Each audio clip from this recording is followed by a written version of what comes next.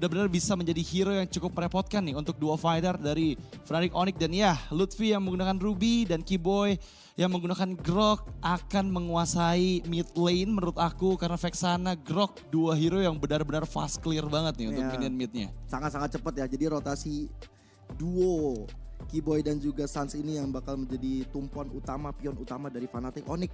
Yang mudah-mudahan nantinya bisa early game mereka yang mereka punya Haya, mereka punya Ruby, punya Vexana dan Grok. Ini memudahkan cewek lagi di late game untuk bisa dapat item dan bisa memberikan montage seperti tadi di game yang pertama. So, kita sudah menyaksikan 10 pilihan hero dari masing-masing tim untuk match point.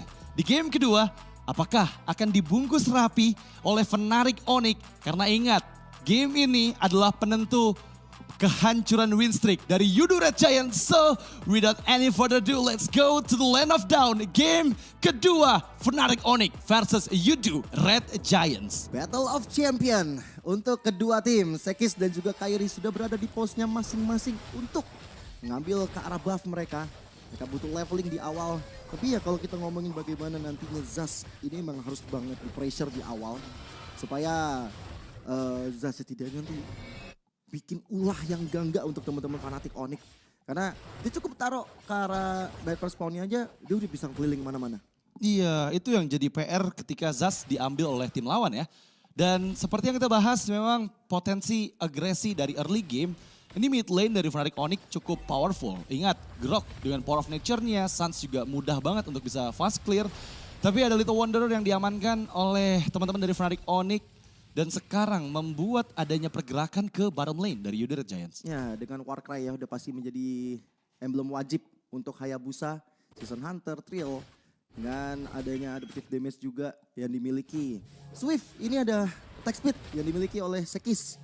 Karena nanti akan dikombo juga dengan hadirnya Feather of Heaven sebagai item keduanya. Yap, terlihat ada pergerakan dari kedua belah tim. Yams terkena efek Spear of Misery, tapi lagi-lagi ya, meskipun di game kedua ini menggunakan Hayabusa, Yams selalu bisa ngasih pressure ke arah Kairi, membuat Kairi nggak nyaman nih untuk bisa rotasi ke bagian gold lane. Iya. Tadi gue sempat ngeliat dari Stormy ini pakai welder ya. Dan dia berarti memaksimalkan juga untuk bisa melakukan rotasi seimbang dengan Keyboy dan juga Sans. Karena dia nggak mau ketinggalan. Apalagi sekarang Turtle udah bakal muncul di arah top lane. Sementara dia ada bottom lane. Cewek dan Indonesia ini kayaknya bakal masih lama sih untuk dapetin first blood dari kedua player ini. Iya, bermain cukup aman ya harusnya untuk kedua belah gold laner. Dan Turtle pertama hadir di area atas. Pergerakan dari kedua member Yudu Red Giants dan juga Fnatic Onyx sama-sama di bagian XP mengejar level 4 terlebih dahulu, melakukan reset karena objektifnya. Sementara di bagian mid lane, Keyboy dan juga Yams belum mendapatkan ultimate-nya. Tapi di bagian lain terlihat sekarang Yudu Red Giants sudah mulai mempersiapkan untuk Turtle. Keyboy ternyata udah cukup lumayan sekarat ya, belum level 4 tapi. Yap, Dominator Descent sudah mulai diaktifkan. Mencoba untuk mempanis keberadaan dari Lutfi, menghindarkah Last Insanity-nya gagal. Tapi di sisi lain, mencoba untuk menghilangkan nyawa dari Kram, Flicker dikeluarkan. Dan Yams juga nggak ada Flicker, tapi Keyboy berhasil dipanis. Spear of Destruction belum connect, tapi Kairi berhasil dipanis dengan double kill di tangan Skies. Sekarat semua rata-rata dari teman-teman Yudu Red Giants, terutama dari Yums. Tapi ternyata Kairi lah dan Keyboy lah yang tetap bisa dipanis oleh teman-teman dari Yudu Red Giants. Tapi tenang, ini masih awal. Sama seperti tadi game yang pertama, bagaimana Fnatic Onyx yang memang selalu di-press di awal. Tapi nanti mereka pasti bisa lepas dari keterpurukan ini. Turtle sampai sekarang masih ditarik ulur aja. Masalah rotasi dan juga kalau tadi kita perhatikan bagaimana Yums dengan flicker yang on point. Ini yang membuat dari Onward dan Archer-nya ini connect kepada teman-teman dari Fnatic Onyx. Ini yang perlu diperhatikan karena nggak ada Purify di tangan dari Fnatic Onyx. Dan ini seperti deja vu ya. Tapi sementara itu Skies mencoba dipanis, menghindar dengan Enhanced Swords-nya, terkena efek Earth Shatter malah membuat Kairi gak bisa diselamatkan kah? Masih bisa menghindar tapi gak terlalu lama, kali ini Kairi down. Skies still survive, Spirit of Destruction-nya gak connect, bahkan Keyboy korban kedua dari Yudu Red Giants. Ini sama seperti di game pertama yang aku bahas deja vu untuk Yudu Red Giants. Oh malahan tapi Kairi udah tumbang 2 kali di awal-awal permainan. Ini bukanlah yang baik untuk Fnatic Onyx. Turtle udah pasti free untuk Yudu Red Giants. Dan niat jahat dari Kairi ternyata benar-benar terbaca sama Yums dari tadi. On road, Earth Shatter-nya kali ini memakan ke arah Kairi. Kairi mencoba untuk kabur. Stormy udah siap juga untuk menghabisi nyawa dari Kyrie tersebut. Iya, dan 2 kali ada Spear of Destruction yang belum connect dari CW atau CW ya. Ini cukup membuat Yudo Red Giants bisa kembali memegang kendali di early game. 3.000 gap gold yuk, mereka amankan di menit yang keempat. Akan cukup sulit untuk Fnatic Onyx nih untuk bisa mempanis member dari Yudo Red Giant karena semakin ditarik ke arah late game, power mereka akan semakin besar. Ya itu kalau misalnya tadi 2 kali Spear of Destruction-nya connect mungkin akan beda cerita ya. Tadi di perang sebelum ini Sekis sudah cukup lumayan sekarat. Tapi kalau misalnya tadi kena Spear of Destruction kayaknya bisa balikin keadaan. Tapi untuk sekarang tugas dari Fnatic Onyx kayaknya mereka harus coba untuk cari point shutdown. Shatter dibuka. Yap, kembali generasi Sanity. Suns mampu dipanis. Skies berhasil mengeksekusi Suns. Bahkan Kyrie kali ini bakal cukup kerepotan karena ya Orange Buff terpaksa men-trigger retributions-nya untuk bisa diselamatkan dari Sekis. Waduh, ini dalam keadaan yang benar-benar terpuruk untuk teman-teman dari Fnatic Onyx. Lihat bagaimana rotasi dari Yudo Red Giants. Mereka sekarang menuju ke arah bottom lane. Iya, pressure begitu besar. Innocent terlihat berhasil mengikis banyak HP dari outer turret bottom lane Fnatic Onyx. Yudo Red Giants memang sekarang kembali diinisiasikan dengan Dominator Descent yang dibuka oleh Stormy, memukul mundur member-member Fnatic Onyx menjauh dari area network spawn-nya Stormy. Ini 2 lane loh, Dit. Kalau lu perhatikan di arah top dan juga di arah bottom lane yang di pressure sama Yudo Red Giants. Outer turret di arah top udah dihancurkan. Tapi mereka juga masih mencoba untuk lebih karena di arah bottom lane ini menjadi target operasinya. Mereka mau menghentikan cewek. Mereka mau sumber daya late gamenya ini dihentikan. Sehingga dari tadi pressure sekarang menuju ke arah cewek. Turtle yang kedua bakal segera hadir di lane of down juga. Ini setup hati-hati dengan Yums yang udah punya lagi ke arah Onward dan juga Earthshatter. Wow, ini bakal cukup sulit untuk Fnatic Onyx ya. Untuk bisa melakukan kontes dan sepertinya free turtle untuk Yudo Red Giants di menit ke-6. Mereka berhasil menguasai bagian atas, bahkan sekarang sepertinya akan ada pergerakan di area river. Karena 2 member terlihat Yudo Red Giants. Apakah mereka akan melakukan ambush lagi ke orange buff dari Kyrie? Iya, ini kumpul 5 langsung ya. Bahkan 4 dulu karena dari Sekisnya coba untuk ambil purple buff.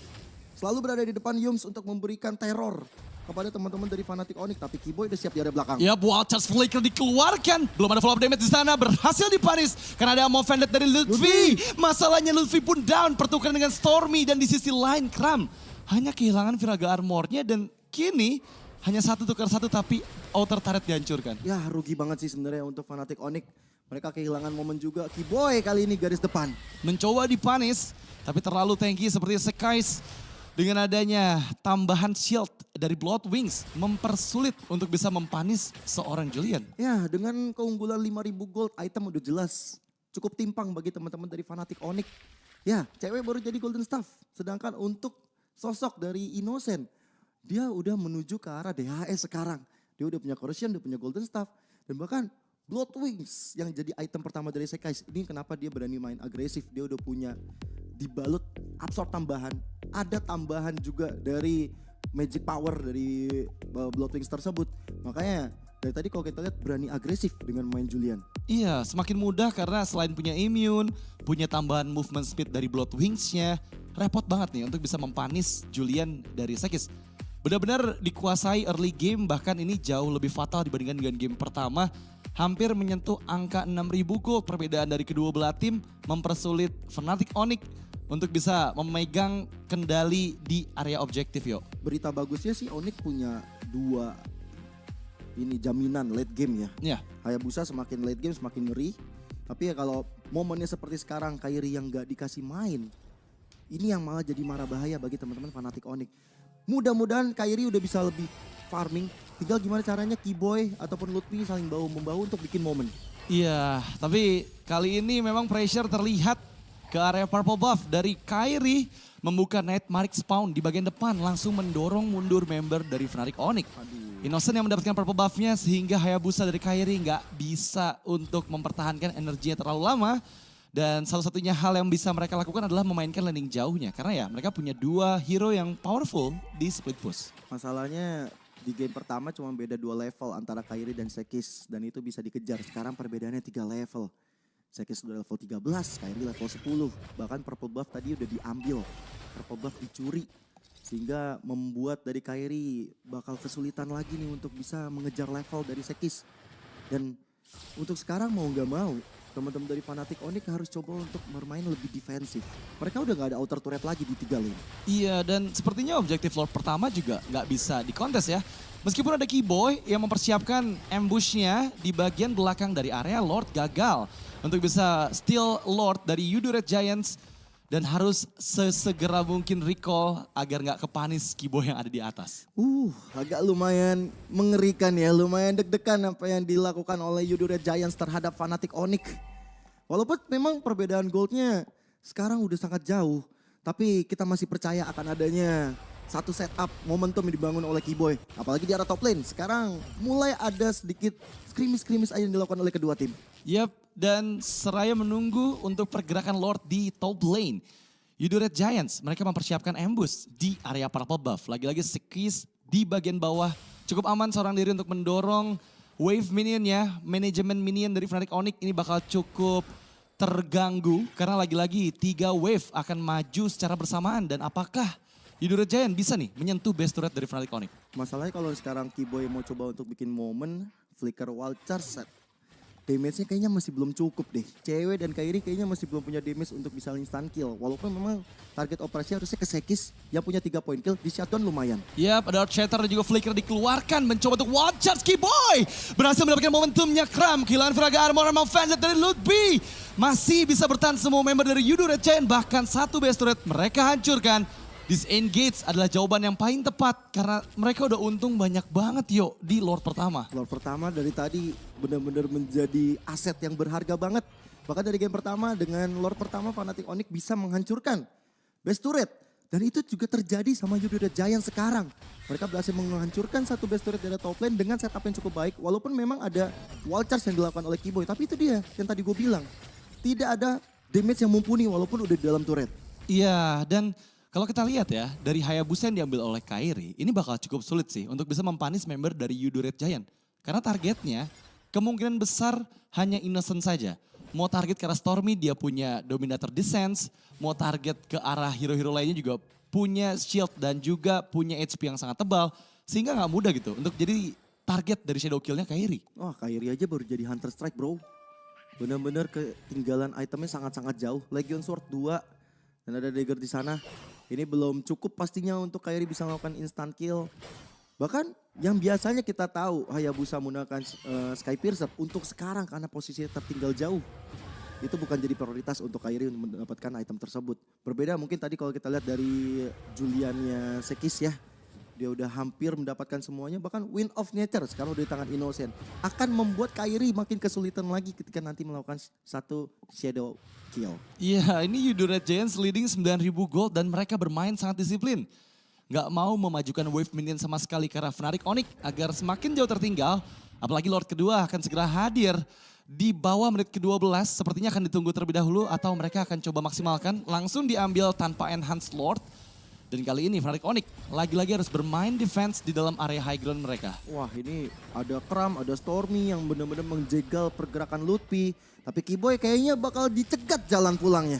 Masih bisa escape harusnya dengan Power of Nature, nggak kena efek slow sama sekali dari Kram. Dan sekarang Yudu Red Giants, Lord kedua, mampukah untuk menghancurkan base dari Fnatic Onyx? Karena mereka leading terlalu jauh nih yuk.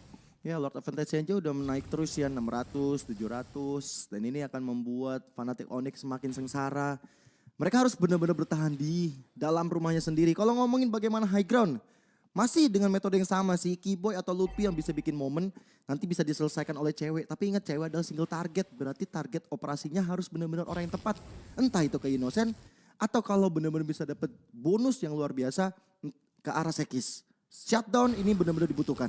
Ya, semoga saja hal itu terjadi ya. Karena sekarang uji coba Lord yang akan kembali dilakukan oleh Yudu Red Giants. Mampukah Fnatic Onyx mempertahankan dua base turret yang tersisa? Conceal play Yums, Archer-nya gagal connect. Ludby mencoba mengganggu dengan Ammo Vandit-nya. Karena bagian bawah Yums sepertinya nggak bisa diselamatkan. Sempat flicker tapi masih terpanis. Ada base turret yang dihancurkan tapi kali ini sepertinya masih bisa mempertahankan base mereka. Fnatic Onyx memukul mundur semua member dari Yudu Red Giants. Gak dapat Innocent, gak dapat Sekis. Yang penting frontlinernya tumbang. Membuat teman-teman dari Yudu Red Giants satu persatu mundur ke arah rumahnya sendiri. Dan ini masih ada harapan untuk Fnatic Onyx bisa membalikan keadaan. Kasih space untuk cewek, farming, Kairi pun juga demikian. Main split push, ini bisa jadi jawaban bagi Fnatic Onyx. Iya, dan Fnatic Onyx dengan Lord kedua yang berhasil mereka antisipasi. Menurut aku chance paling besar yang mereka miliki adalah sekarang gimana caranya untuk menemukan keberadaan dari Innocent. Dari tadi Innocent selalu bergerak secara bersamaan, tapi itu adalah PR untuk Kairi.